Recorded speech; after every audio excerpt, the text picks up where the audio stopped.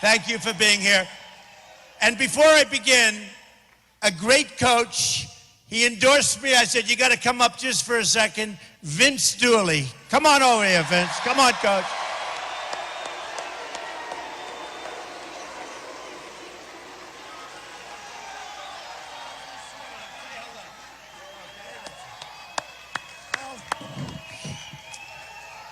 God bless America. God bless Donald. People have spoken. You're the one that's going to lead America to be great again for everybody. Thank you, Coach. Appreciate it. Thank you, Coach. A great guy. Great guy. So, the world is changing rapidly. It's a lot different. It's not a pretty picture what's going on, folks. And we're going to stop it. We're going to stop it.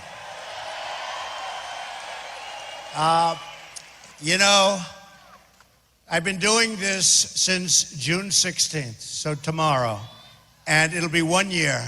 And I came down those escalators, and who knew this was going to happen, right? A lot of people said, oh, I don't know. Most people say, oh, he won't run, and then boom, boom, boom, one after another. And here we end up. Thank you, darling. I love you too. I love you too. I thank you. But it's been an amazing journey. It's been an amazing journey. And it's been incredible because I've really gotten to know the people of our country, and they are incredible, incredible people. They are unbelievable people. And they want to see us making great trade deals, and they want to see us strong at the borders because otherwise we don't have a country. And they want to see people come in that really want to be here, and they want to love us, and they don't want to do harm or hurt us. They want to see that. And if they don't see that, they're not happy. And there are a lot of people right now that are not happy. And we're not going to take it any longer.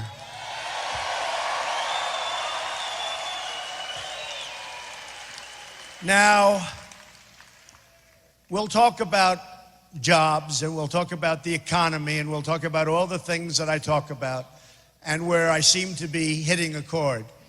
And, you know, part of the reason I hit a chord, because from an actual real wage standpoint, people are making less money today than they made 18 years ago, and they're working harder. They're working longer hours. And it's not good, folks. It's not good. But we had an event, a horrible, horrible event this weekend in Orlando, where 50 people, they say 49, but it'll soon probably be 50. People are so badly injured and so badly wounded sitting in hospitals. Unthinkable. And when you listen to the stories of what took place, and the laughter as this man was shooting incredible people, you say to yourself, how can this possibly be happening in the United States of America? How can this be happening? And we have to be tough, and we have to be smart, and we have to be vigilant. We have to be vigilant, and we have to have people report other people when they see things happening, because they're not doing that. They're not doing it. They're not reporting people. And they have to do that.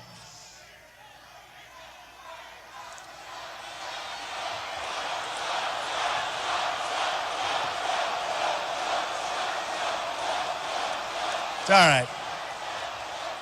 That's okay. And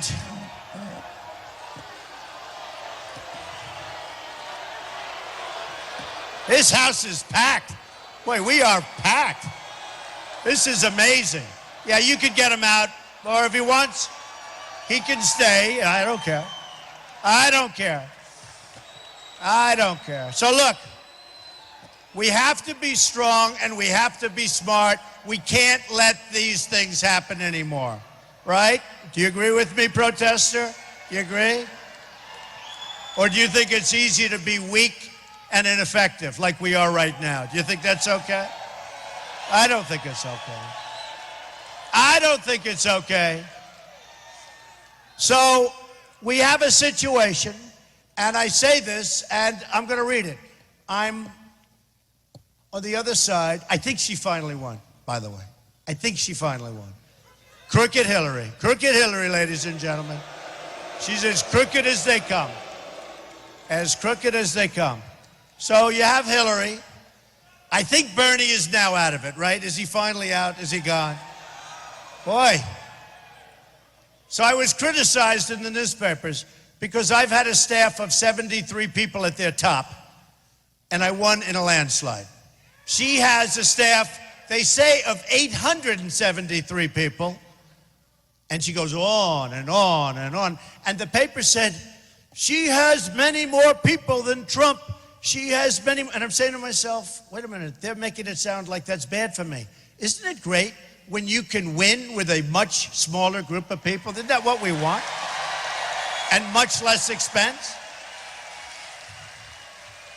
I've spent a fraction of what she spent winning.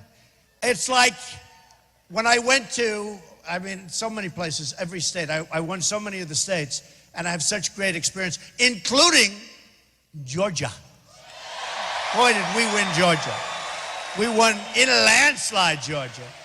And I hear we're looking like we're going to win it big in November. We have to. We're going to win it big. That's what it's looking. But I went to New Hampshire, and there's something special about New Hampshire because that was where we had our first victory, first of many. And the people were amazing. But I went to New Hampshire, and I went in there, and I got to know the people, and I saw what was happening, and I spent a tiny fraction of what the favored candidate was spending. I won't say who the favored candidate was. But I spent just a little bit, and I won New Hampshire in a landslide, and I won other states in a landslide, and and by the way, I spent my own money. I was spending my money. I didn't raise money. I spent my money. I didn't have people giving me millions and millions of dollars from Wall Street. But you know what? I won New Hampshire in a landslide. I said to myself, nobody covers it. They said, well, Trump did it on the cheap. I didn't do it. I'm like, we're intelligent people. Wouldn't it be great if we had somebody like that running our country? Wouldn't that be great? Wouldn't it be great? So now they're saying she has built a massive team. She's got almost 900 people. She's spending money. And Trump has 73 people. But you know, we're doing very well. Watch what the end result is. Watch what the end result is. And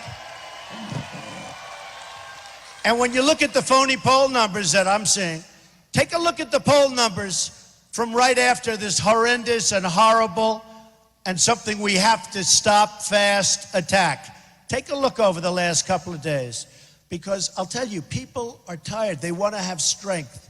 They want to have intelligence. They don't want to make an Iran deal. The Iran deal where we give them $150 billion. We get nothing. We get nothing. They don't want to have trade deals where China has got a trade deficit, we do with China, of $505 billion a year, where we have trade deficits, massive trade deficits with Mexico, with Japan, with Vietnam, with India, with everybody, folks, with everybody. I mean, practically every country in the world, when they do business with the United States, it's called, let's rip them off. It's like we're all the big, bad dummies. Those days are over if I win. Those days are over. They're over. Now, I have to talk about this for just a little while because of the horrible situation that we all just saw and saw so vividly. But we have to talk about it, and then we're going to get on to other things, but it's so important because I've been talking about it for a long time. And I've been saying it's going to happen. And I hate to say it again, but it's going to happen again and again and again because we're not doing what we have to be doing. It's going to happen again and again and again. And we are not doing what we're supposed to be doing. We are taking in thousands of people into our country. We have no idea where they come from. We have no idea who the hell they are. We know they believe in certain things that we don't want to believe in. You know, I said the other day, and I said it very strongly, I have great respect for women. If you look at what Hillary Clinton has done, I have tremendous respect. If you look at what Hillary Clinton has done with women, number one, from certain countries, her foundation has taken millions, tens of millions of dollars from countries that want to enslave women, want to enslave women. As far as the gay community, they kill gays, and she's taking money in. And now she wants to allow them to come into our country pretty much unvetted, because every law enforcement person that I've spoken to and that you watch and that you read is saying it's very hard, if not impossible, to check out people. There's just no papers. There are no papers. And yet you see this great migration, which is a horrible thing to watch. And by the way, I have a heart as big as anybody else. We have to build safe zones over there, and we have to take care of people. Let's build safe zones, but build them over there. Build them in Syria. Build them in places over there.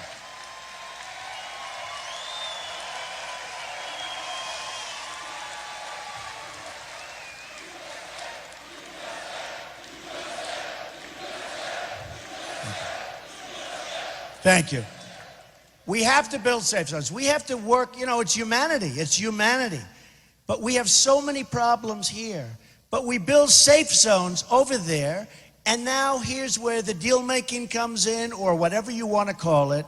We have to get the Gulf states to pay for it. They have tremendous amounts of money. They're not doing much, and it's their territory, and we have to get them to pay for it. We have to get them to pay for it. We owe $19 trillion right now. We owe $19 trillion right now. We have Hillary wants to bring people in, spend billions and billions of dollars on bringing people in. As to whether they assimilate or not, you make the decision. But assimilation has not been exactly a positive factor.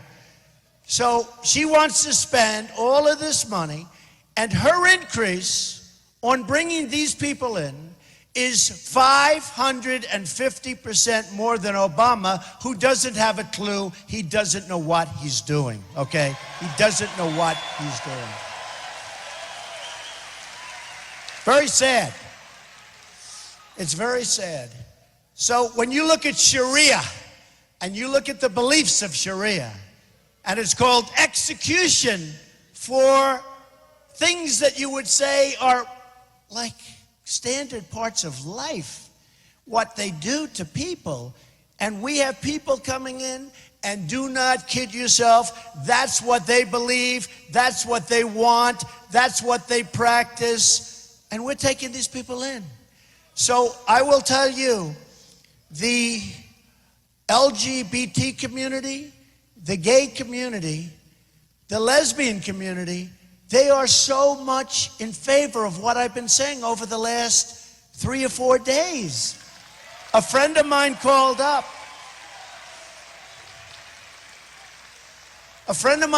He said, you know, you don't get enough credit because in Palm Beach, you opened a club that nobody would do, and it's open to everybody.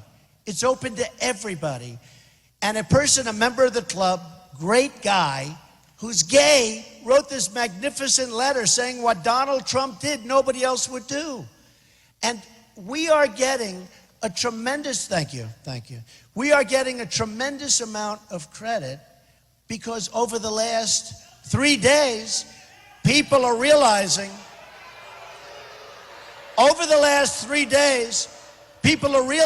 what's going on. And we have to treat people great, but we have to treat everybody great. It's got to be, you know, when I say make America great again, it's great again for everybody. We have to say for everybody. We have to.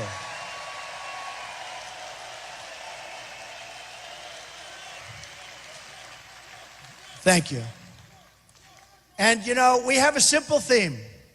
It's called Make America Great Again. Now, a lot of people said I copied from Ronald Reagan. I didn't, because his theme was different. I didn't even know this, but it's called, his was Let's Make America Great.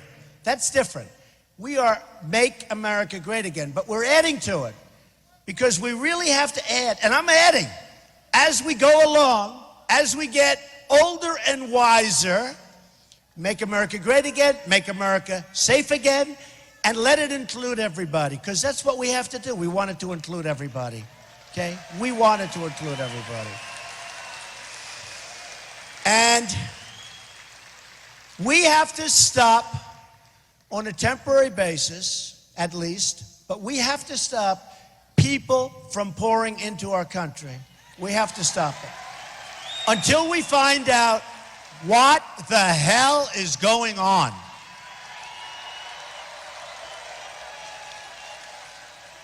And we can do that.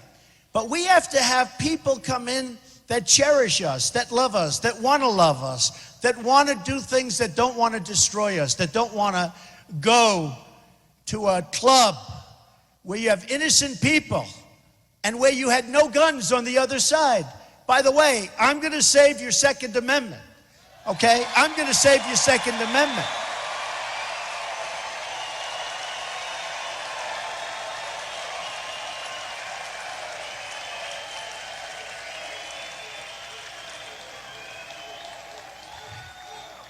If some of those great people that were in that club that night had guns strapped to their waist or strapped to their ankle, and if the bullets were going in the other direction, aimed at this guy who was just open target practice, you would have had a situation, folks, which would have been always horrible, but nothing like the carnage that we all as a people suffered this weekend. Nothing. And a lot of people aren't realizing this. You know, you take a look at Paris. Paris has, they say, the toughest gun laws in the world. France, generally speaking, the toughest in the world. And these thugs walked in. They used to call them, the press, masterminds. I said, you can't call them masterminds. That's why the young kids are joining. They're joining ISIS. They want to be a mastermind. But thugs, these thugs, I call them the guy with the dirty white cap. The thugs walked in to different places, boom, boom, boom, boom, boom. There was nobody with gun, nobody on the other side. There was nobody could do anything. And they got killed, 130 people killed, viciously killed, hundreds still in the hospital with the most horrible injuries. And now we have the same thing in Orlando. And then last night you had a police officer and his wife were killed the same way. And he put it over Facebook. The killer put it on Facebook. Same kind of a thing. And it's happening all over. And it's getting worse. And it's going to continue to get worse until they respect us, folks. They've got to respect us. They have no respect for us whatsoever.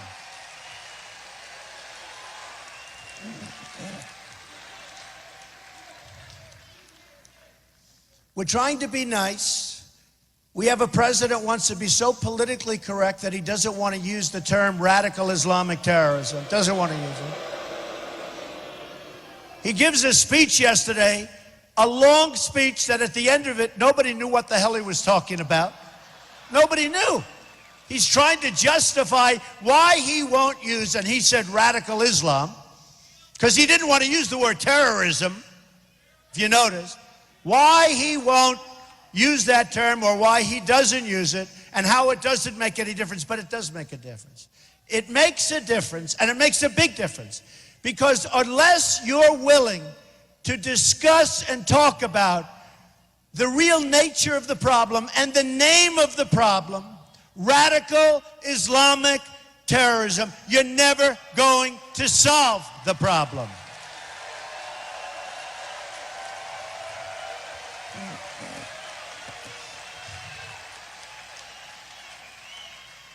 And then crooked Hillary Clinton gets up the other day, and she wouldn't use the term. She wouldn't use it. But I was hitting her hard on it, very hard. And finally she gets up And she said, I would use it. She, and by the way, the press didn't report this. They said she used the term. They didn't say about Trump. Many of them. Some of them are fair, but many of them, most of them are very dishonest. It's very hard to get the word out, I'm telling you. It's very hard to get the accurate word out. Because I made a speech yesterday in North Carolina. We got standing ovations, a packed house. I go back, and they're talking about the speech. It like had nothing to do with what I was even talking about. They are the worst, believe me. But Hillary Clinton gets up, and she sort of acted like no problem using the term. And she said, I would use the term, but she didn't use it. But she didn't call it radical Islamic terrorism. She said radical Islamism. And I'm not saying that's wrong. Let's see how much she uses it. You know, she'll basically do whatever Obama wants her to do. You understand why, because that whole thing is just ridiculous what's going on there. That's just ridiculous. How that can happen in our country today is absolutely one of the great insults to law enforcement. And let's see what happens. But she's being totally protected. She's being 100% protected. Now, maybe we'll all be surprised. And maybe our laws will work the way they're supposed to work. But you know what, folks? I think if something was going to happen on the crimes that have been committed, I would have assumed it would have happened already, don't you think? Don't you think? So let's see what happens. But when you get right down and you look at it, we have got to be respected. We don't have to be liked so much. We have to be respected. I don't want to be feared. You could take it another step. Fear, it's not fear. We have to be respected. We're not respected by these people. They come into our country, they want to take it over. Now, look at what's happening in Germany. A catastrophe.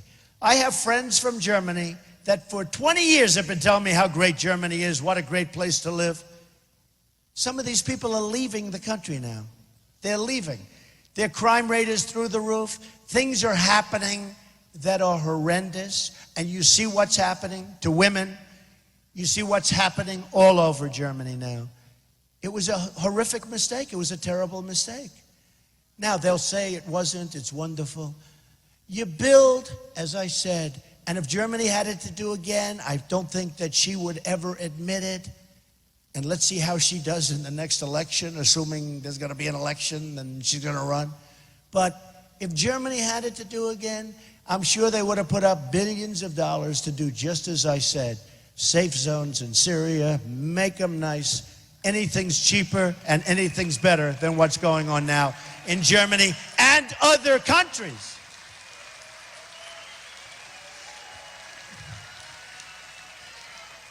So Belgium is a beautiful city and an amazing place, magnificent buildings. I was there many, many years ago, and I had always this incredible image. And a number of months ago, I made the statement, something to the effect, Belgium's a hellhole. And I was badly criticized. They said, what a terrible thing. And then they had the massive problem in Belgium. And people said, Trump was right. Trump was right. I don't want to be right. I don't want to be right. I don't want to be right. But you look at what's going on in Paris. You look at what's going on in different places, all over, different places. You know it. I know it. They know it. They don't want to talk about it. We don't want to have these problems. And we've already got them. Look at this weekend. We don't want to have these problems. So what I'm saying is it's a temporary ban, in particular for certain people coming from certain horrible, where you have tremendous terrorism in the world. You know what those places are. But we have to put a stop to it. We have to put a stop to it until such time as we can figure out what is going on. Because right now, we don't have a clue what's going on, folks. We don't have a clue. We don't know even a little bit what's going on. And we have to be the smart country now. We've been the dummies for too long. We have to be the smart. We have to be the brilliant country. We have to show, and we have to help, and we have to take care of people, but we have to be smart. with the kind of money that we owe, $19 trillion, going to $21 trillion very shortly because of the omnibus budget that was passed, going to $21 trillion, we can't be doing this. And this isn't even the money. This is beyond the money. Because even if you had a small percentage of people coming in thinking like this person, who again was born here, but his parents weren't, and his ideas weren't born here. His ideas were born from someplace else.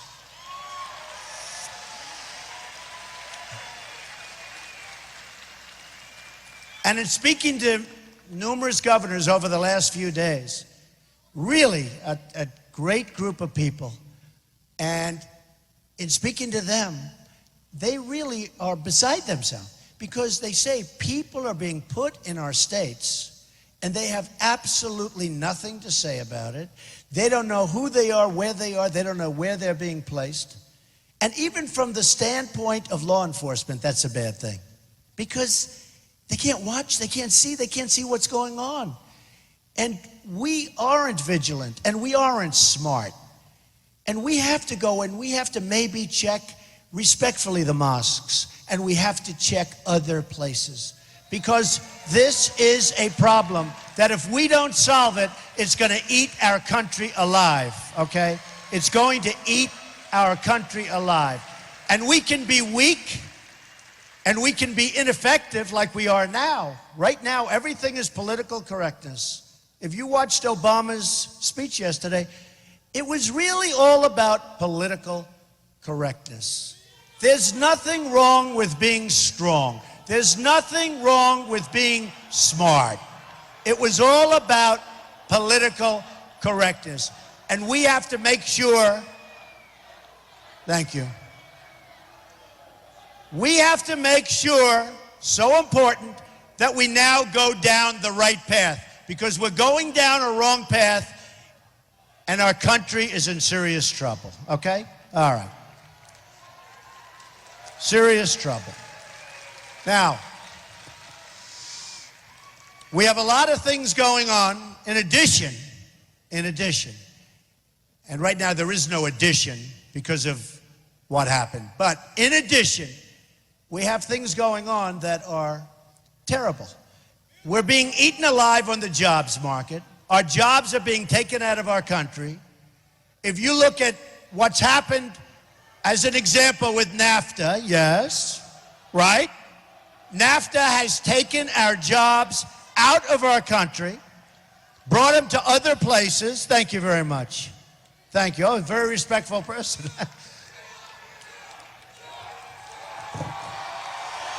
Thank you. Thank you. Thank you. By the way, somebody just said, and you're right, I was fully endorsed. I think it was the earliest endorsement ever by the National Rifle Association, the NRA, so that was good. Thank you.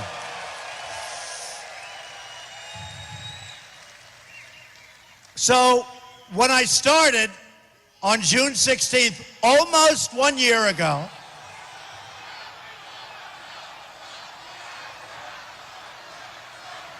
thank you. I always say, be nice to our protester. Be nice to our protester. Be very gentle. Be very, very gentle.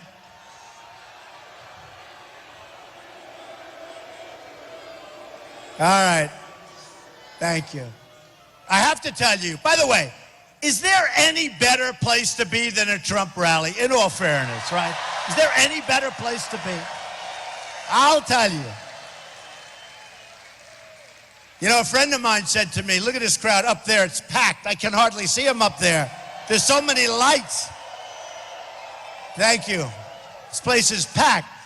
But a friend of mine, very, very successful guy, came up to me, and he saw the rally in Dallas where we had 20,000, 21,000 people in the Mavericks Arena. He saw the rally in Mobile, Alabama, where we had 35,000 people. He sees these massive rallies. And look at this today, and a lot of people outside trying to get in. Would anybody like to give up their seat, let some people in? No? So, but he saw these big places, and this is one of the most successful people. And he came with me, And he said, how the hell do you do that in front of so many people? And I told him, and I absolutely mean this, I said, it's easy because there's so much love in the room. It's true. There's so much love in these rooms. It's incredible. And, you know, it's really true. I mean, it's easy in a sense because there is great love. And it's people that want to see our country do great things, do wonderful things, be strong again. They want their jobs back. They want their wages to go up. They want their wages to go up. They want to manufacture things again. You look at the manufacturing in our country. When I won New York and Pennsylvania and Connecticut and Maryland and all these different places, especially. But when I won New England, we won tremendous. We won Massachusetts. That's because Tom Brady likes me, but, you know. But we won so many different states. And I have statisticians. They love their job. It's the most boring job, but they love it, right? And I'd say, give me the information on New York. And I'd look in New York State, almost a 50% reduction in manufacturing jobs. They left. Why did they leave? Because of NAFTA. Signed by who? Bill Clinton. He signed NAFTA. Now, you know, Clinton went through it, but what he caused other presidents in the later years, because jobs were just sucked out of our country. And they moved to other places, mostly to Mexico. They moved to other places. And then you look at what China's done to us in terms of their devaluations, and nobody even mentions it. Nobody talks about it. We are being killed. Our companies are being destroyed because of devaluation from China and other places. I use China because it's the greatest abuser, but everybody. China is the biggest, but everybody. They devalue and devalue. They're having a hard time. They devalue. They take more of our business. And then they bring product into our country and they put it in. They dump it in some cases. Look at what's happening to steel, where they dump massive amounts of steel. They're driving our steel industry out of business, all right? And our workers out of business. But they bring their product in, no tax. If you want to go into China, and if you're a manufacturer, and there are plenty of them, they can't get their product into China because the tax is massive, and even without the tax, China won't let them get their product in. We are being misled by people that don't know what they're doing, folks.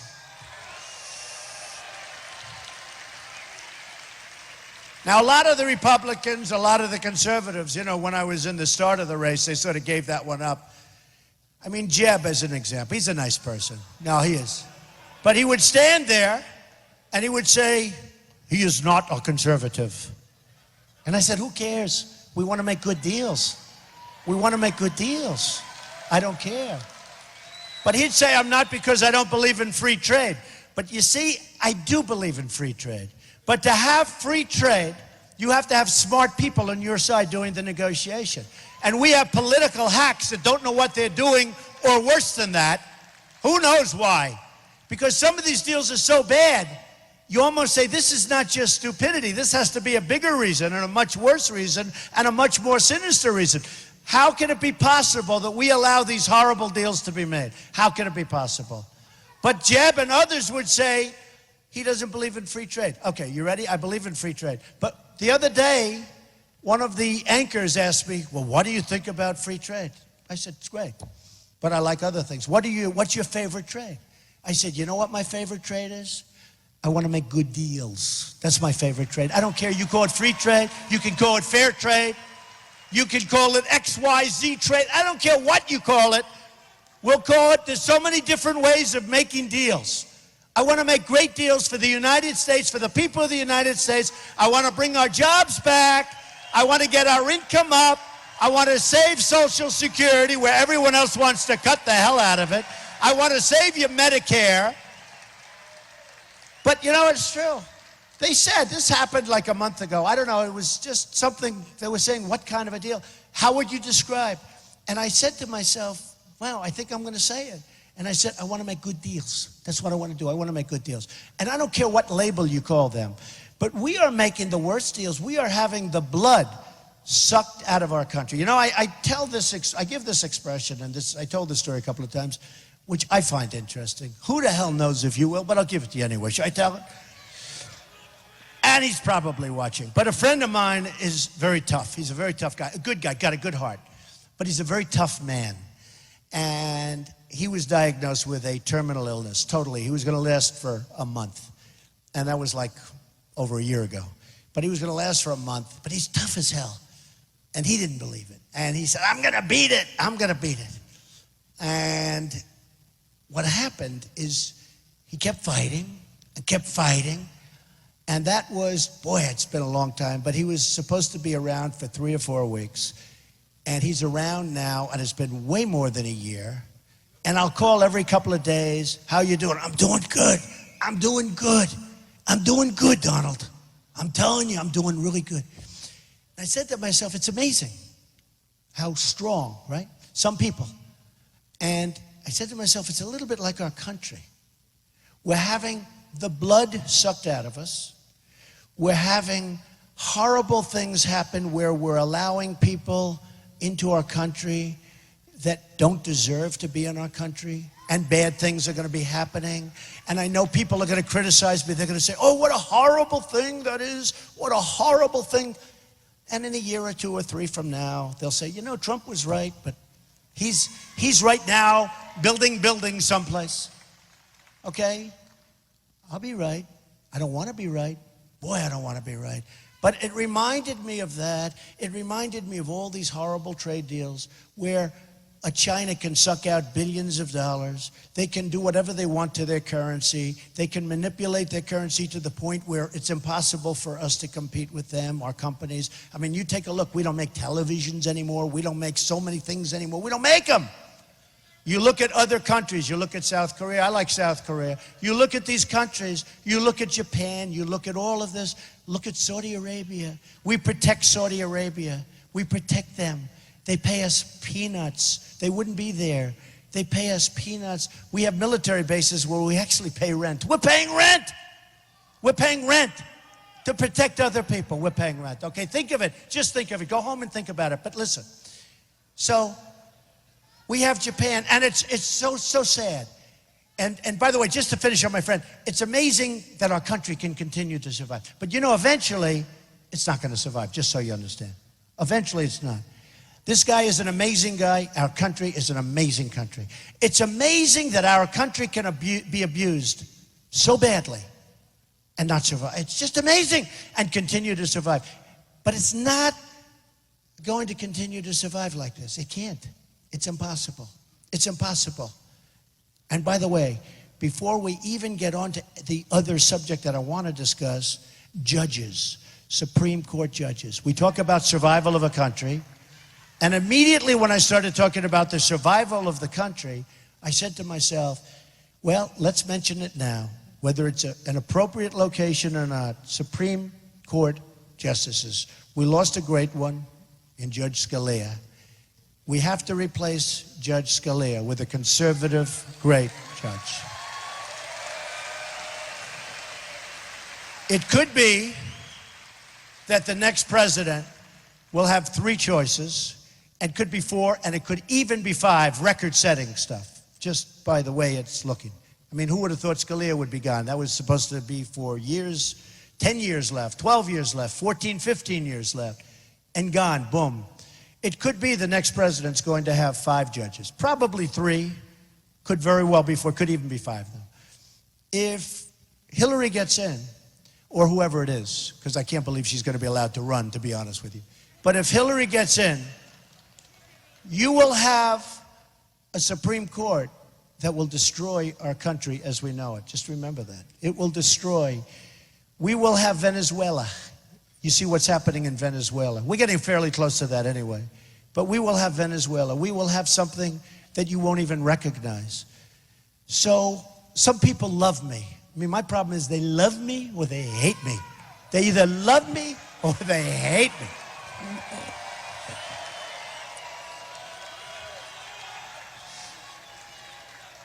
But some people, they love Trump. They'll do anything for Trump, and some people don't like me too much.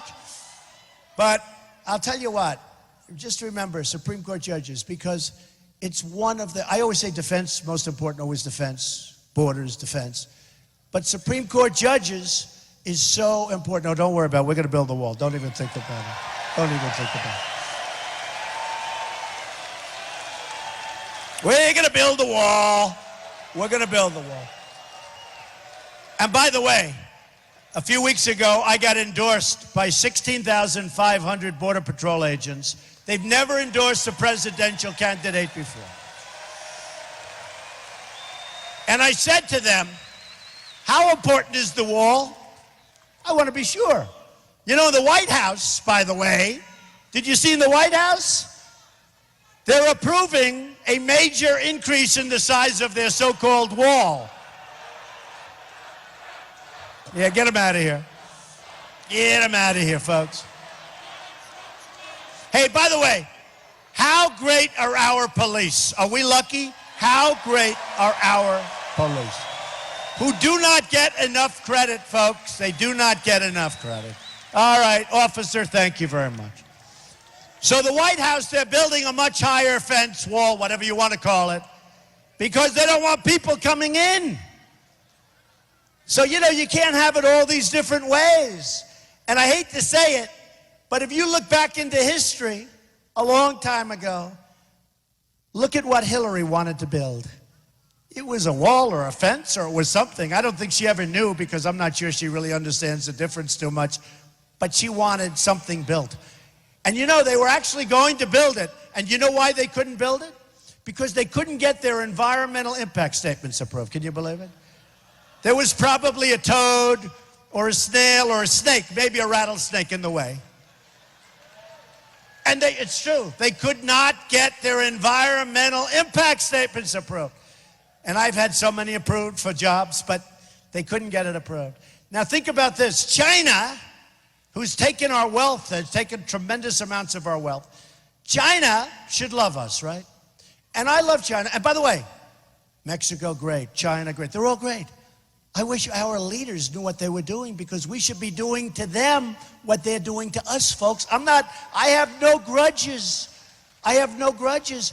China should love us. But you know what? They're making a fortune off us. They're taking our jobs, our money, everything. You know, we owe China $1.8 trillion right now. Do you know? Think about it. We owe them money. They're taking everything and we owe them money. It's supposed to be the other way around. Japan, we owe $1.6 trillion. Trillion dollars. We owe them money. They put their cars in here by the millions. By the millions. You got to see Los Angeles. You'll see the largest ships in the world. You'll see cars coming like it's NASCAR. And Brian France, by the way, endorsed me, but we won't even mention that. Brian France is a great guy. NASCAR. But it looks like NASCAR. They're coming off those boats. So think of it. We have all of these places. They benefit by us, and we don't benefit by them. But we owe Japan $1.6 trillion. So they sell their cars, we owe them money. That's like a magic act, okay? That's like a magic act. It's supposed to be the other way around. So here's the story, folks. We're going to be so strong again. We're going to be so smart. I brought up a couple of things, and the press never reports this. This is something. So you remember a couple of months ago, I was on CNN. And I'm a business guy. I've done great things. I built a great company and all of that stuff, right? But thank you. Great company. But here's the thing. So Wolf Blitzer is interviewing me, and he said, what do you think of NATO? And I'm saying to myself, I'm not sure that question's ever been asked of me before. But I said two things. I said, number one, it's obsolete. Okay? And I said, number two, we have all these nations, and from what I understand, they don't pay their bills. And, you know, in real estate, we'd say they're delinquent. But they're delinquent. They're not paying. They're not supposed to, they're not paying. Some aren't paying what they're supposed to be paying.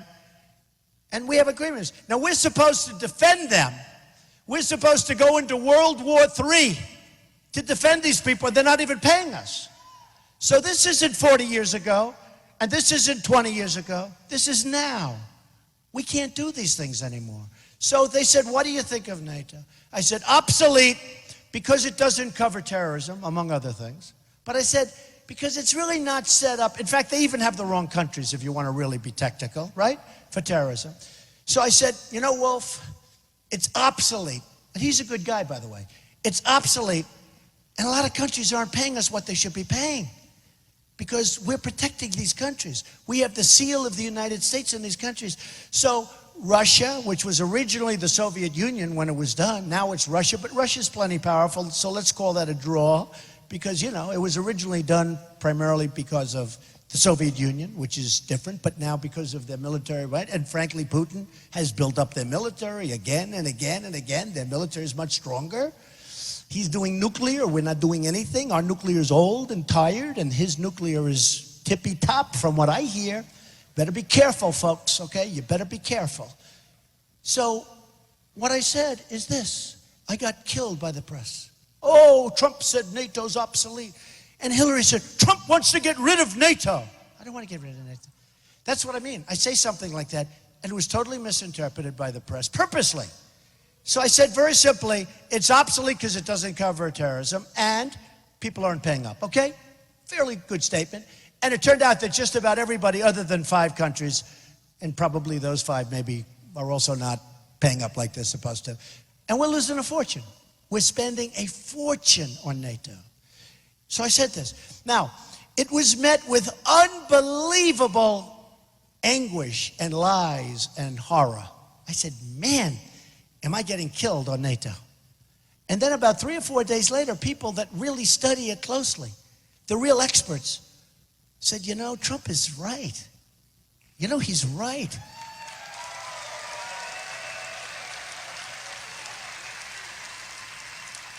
You ever hear the expression?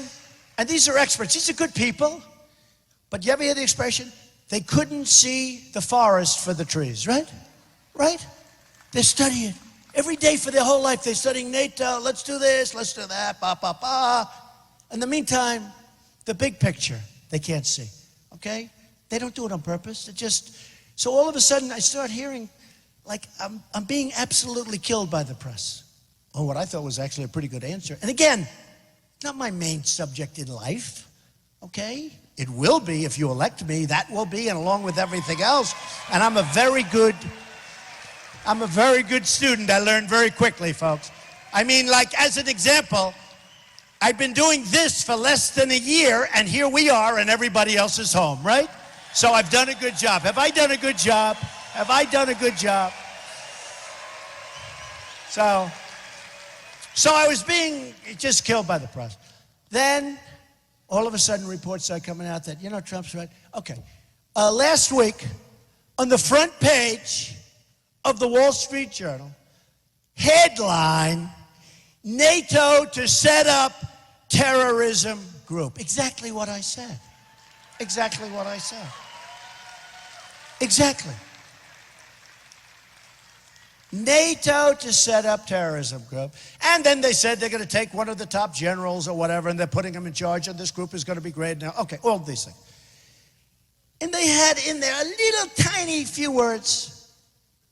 Donald Trump thought they should be done. Believe me, folks, if I didn't bring it up, you would never have it. You would never have it.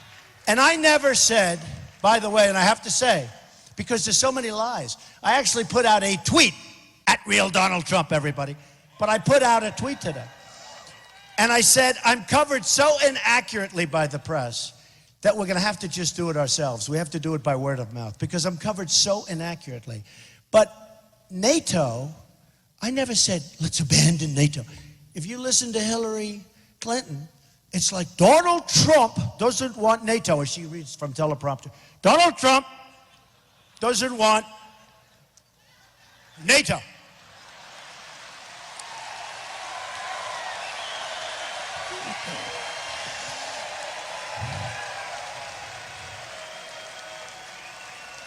And then the press goes, oh, that was such a great speech. She was so great. In fact, when she got off on one of them, I said, boy, she did a poor job. Then I turned on the television.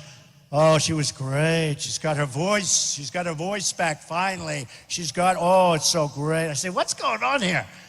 But she reads off, she uses a lot. I like using them on occasion too, by the way. It's not so bad. Actually, I've been given good reviews when I use crazy teleprompters. Can you believe it?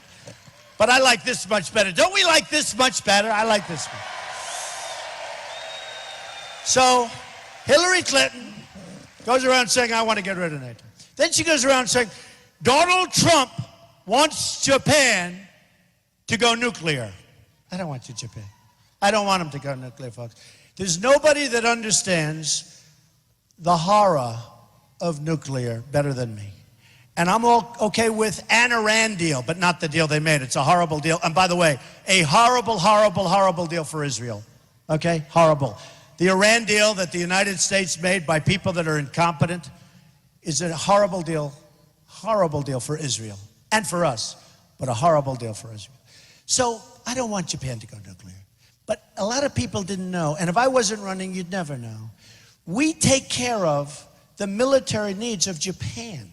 Did you know that? Did everyone know that? I mean, before I started talking about it 2 weeks ago. I mean, nobody knew that. A lot of people didn't know about it. We take care of the military needs of Germany.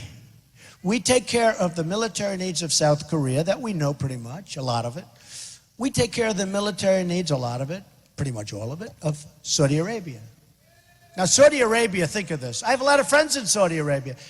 Look, Saudi Arabia, don't forget, these are the people that gave many, many millions of dollars to the Clinton Foundation. I wonder why we take care of them. Wonder.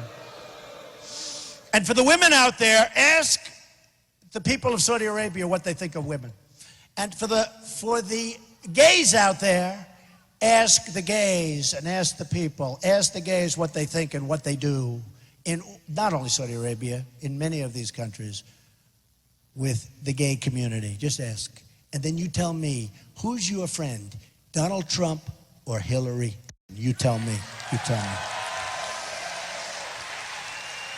Now, Saudi Arabia, remember this, was making $1 billion a day before the oil went down. Now they're making a lot. We defend them. We defend them.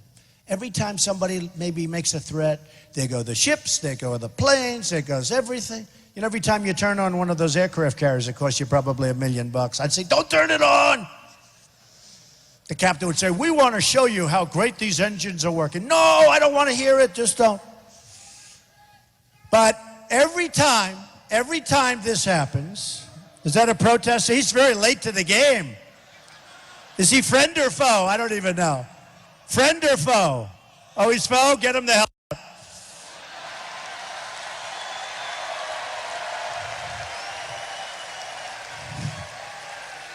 Don't hurt him, please. Don't hurt him. Don't hurt him. We got to love everybody. We even have to love our protesters. But you know, the agitators that we have sometimes, very rarely, but the agitators that burn the American flag, that's not right. And those are professionals. You know, when you see the full mask, one of the policemen told me, Mr. Trump, when you see that full mask, that means they're professionals because they don't want to be seen. That means they're professionals. We know what we're doing, folks. Believe me. We know what we're doing. So when you look at Saudi Arabia, they were making $1 billion a day. We defend them. Now, I know this. We're all pretty good, a lot of good businessmen. I know 4 or 5 guys that are very successful people that are friends of mine here in this crowd. I guarantee you I could take any one of those 5 people. I could take many of the people in the room, maybe most of them. And anybody could go to Saudi Arabia and say, listen, you got to pay us more money. They got nothing but money, folks. They got so much money, it's pouring out of their ears. They got so much money. And we're defending them, and we're not getting paid for what we're doing. We're getting a fraction. We're getting peanuts. Now, we're defending Japan. That's big stuff. And we have a treaty with Japan that if Japan gets attacked, we have to come to their aid, probably start World War III. If we get attacked, Japan doesn't have to do anything. They can watch them on Sony television, right? Right? That's the way it is. That's the way we negotiate, folks. Those days are over. Those days are over. Now, What I said and what the press refuses to report, other than a David Sanger for the New York Times who actually wrote a very fair story, they'll leave half. And remember this, when you negotiate, you always have to be prepared to walk away. Now, Hillary Clinton, just to show you what a rank amateur she is, Donald Trump wants to walk away. He wants Japan to go nuclear. I would never walk away, she said. Okay, once she says that, you can't negotiate a good deal, folks. You can't negotiate a good deal. In other words, she has now told Japan that we're not going to walk away. You have to be prepared, and it's possible that we will walk away. It's possible. I don't think so, because I think they'll come up to the plate. I think they'll come up to the plate. But when you let people know that you're not walking away, you'll always be, how would you like to be in that position? Where she's criticizing me for potentially walking away in order to make a great deal for you, not for me, for you. And now she has to go there, let's say, hopefully that's not going to happen, and she wants to get billions. Donald Trump doesn't want to support Japan. I do want to support Japan. I just want them to pay us so it's fair, okay? It's fair. It's fair.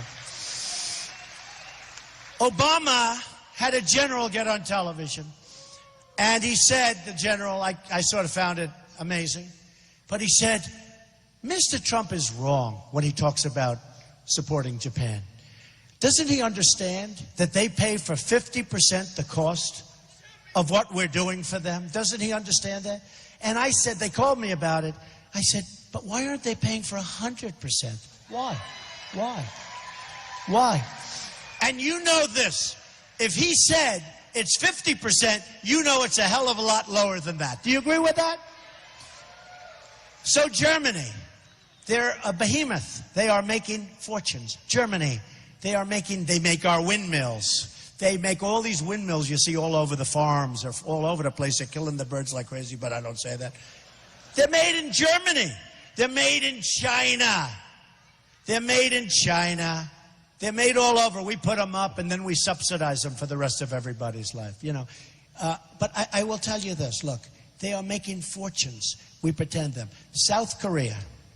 I love South Korea. I have buildings in South Korea. I've done jobs in South Korea. It's great. We have right now 28,000 soldiers on the line between North and South. Right? 28,000 soldiers. They pay us peanuts. Peanuts. And every time he acts up from North Korea, he acts up. He has his little fits. Okay? He acts up. And every time he acts up, South Korea says, oh. And we start sending our ships or planes or this or that. Right? They pay us peanuts compared to the cost of this. Now, think of it. And then one of the papers called the other day, and they said, would you speak to the leader of North Korea? I said, absolutely. Why not? Why not? And they come out, Trump would speak to him. Who the hell cares? I'll speak to anybody. Who knows? There's a 10% or a 20% chance that I can talk him out of those damn nukes, because who the hell wants him to have nukes? And there's a chance. I'm only going to make a good deal for us, but there's a chance. But it was like, and Hillary said, he would deal with this dictator. I give me a, oh, you know what? I know they've been doing it a long time, folks. They are rank amateurs, okay? Hillary is a rank amateur. She's been doing it forever, and she still doesn't get it. What the hell is wrong with speaking? And you know what? It's called opening a dialogue. It's opening a dialogue. And I don't say it's going to happen, and probably it won't. But there's nothing. I wouldn't go there. That I can tell you. If he came here, I'd accept him. But I wouldn't give him a state dinner like we do for China and all these other people that rip us off, or we give them these big state dinners. We give them state dinners like you've never seen. We shouldn't have dinners at all. We should be eating a hamburger on a conference table, and we should make better deals with China and others. And forget the state dinners. You forget the state dinners. That cost, by the way, a fortune. That cost a fortune. Do you remember when I saw a state dinner And it's a tent, which is actually unsafe, you know, canvas. It's a tent on the White House lawn. And I actually called up the Obama administration. And I said, I will build you free a 100 million or more ballroom. I'll build it for you. We'll choose 5 great American architects. We'll design something that everybody likes called a charrette. We'll design something that everybody likes. And instead of having a tent, which looks like hell, no, I mean a tent is, can you imagine the guy that owns that tent company? Do you think he's making a couple of bucks, assuming they probably use him? They probably have somebody, probably retires after he does one event. But instead of having a tent on the White House lawn, I will build you in the least conspicuous place. You know, it is the White House, right? We will build a great, great grand ballroom, and I will pay for 100% the cost. And you know what happened? I spoke to a very important man in the administration. He knows who it is. He's actually already said I spoke to him. Not a bad man either, David Axelrod. I spoke to him. I said, David, I'll build the ballroom. I'll put up all the money. We'll take 5 great architects, all from America. Little appropriate, right? You know. And I'll build a great ballroom. Bigger than your tent. So beautiful. It'll go so beautifully with the White House. It'll be great. I never heard back. Now, if I was at the White House, I'd say, let's talk a little more. Come on, let's go. But we don't do that because for some reason we just don't have that. It's just something, there's something wrong. There's something missing. There's something. Now, in our greatness, many years ago, they would have called. They wouldn't have called. It was before the phone. But they would have had that built. They would have said, this sucker wants to give us a free ballroom. Let's take it. So anyway, just a little story. I have so many little stories. I should write. I think I'll have to write another book. Do you think? But when you look at the kind of numbers we're talking about for the military. Now, let's assume I got Saudi Arabia to pay us fair. I don't want a lot. I want fair. Let's assume I got Germany and Japan to pay us fair. And again, Hillary can't do it because she said, you know, we would never leave our partners, our allies, or this or that. So these Japanese guys are sitting back there like, do you believe this? So when you walk in, we would like you to pay a little more. Absolutely not. When I walk in, what do you want? What do you want? You know, and I have to tell you, this was said by a great man, very famous man. And he called me. And he said, Donald, I have to tell you, I thought you were totally wrong in your level of toughness with foreign countries. I thought you were wrong 5, 6, 7 months ago. I've been watching what's going on, and I totally thought you were wrong. And you were 100% right. These countries are calling me saying, what do we have to do to make Trump happy? What do we have to do? How much will it cost? What do we have to do? We don't like this. If he wins, what do we have to do to make Trump happy?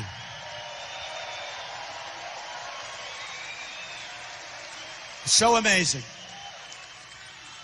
So, we are going to start winning again, folks. We are going to start winning again.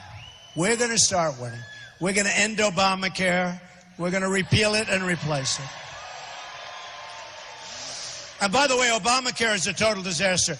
I don't know if you saw Texas going through Obamacare. You have Blue Cross Blue Shield, a 60% increase, 60. And here's the story. And this is election-changing stuff. On November 1st, the numbers are going to come out on Obamacare. President Obama wants to delay the numbers till December 1st. I tell my Republican colleagues, please don't do that. Because Obama's a lousy negotiator, except when it comes to the Republicans. He's a great negotiator, okay? You know, the Republicans, honestly, folks, our leaders have to get tougher. This is too tough to do it alone. But you know what? I think I'm going to be forced to. I think I'm going to be forced to. Our leaders have to get a lot tougher.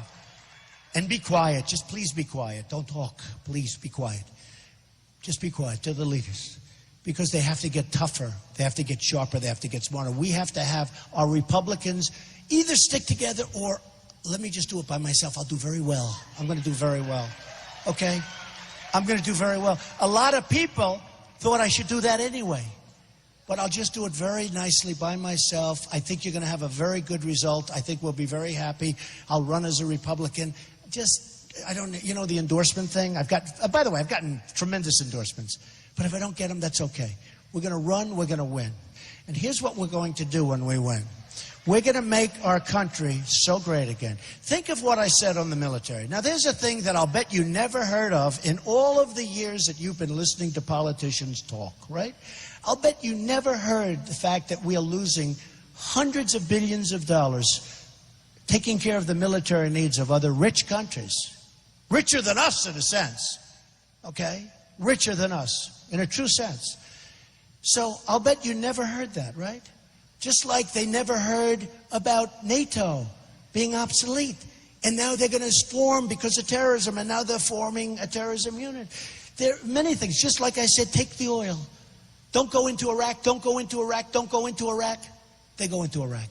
For years I was saying, don't go into Iraq. At the beginning, by the way, they try and say, well, you know, we have a... Let me tell you, I was always against going to Iraq because you're going to destabilize the Middle East. So I said, don't go into Iraq. They went into Iraq. When they came out, and for years I've been saying, when you leave, it's not going to be good. Take the oil. Guess what? They didn't take the oil. We're led by stupid people, folks. We're led by stupid people. So, we're going to get rid of Common Core. By the way, we're going to bring our education local. And I told you, and the people that head up the NRA are great people. Wayne and Chris, and they love this country. And I told you, we're going to protect that Second Amendment because it is under siege.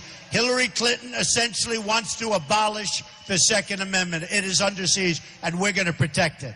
Remember that. We're going to start winning again. And you have to get out there in November, and I'll be back. And we're doing great in Georgia. I looked at a poll today in Georgia. We're doing good in Georgia, just like we did in the primary.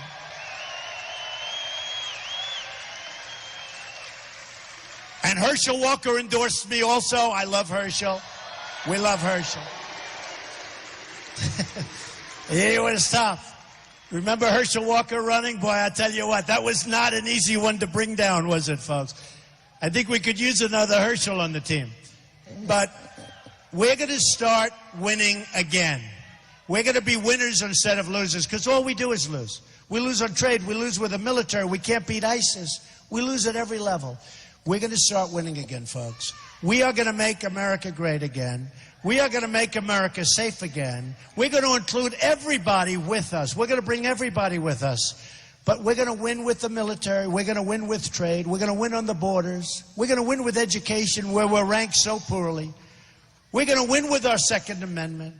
We're going to win with health care. We're going to have a great plan that's far less expensive. A great plan. We're going to win so much that you're going to say, Mr. President, we can't take it anymore. We're not used to it. We're winning too much, Mr. President. We will make America great again.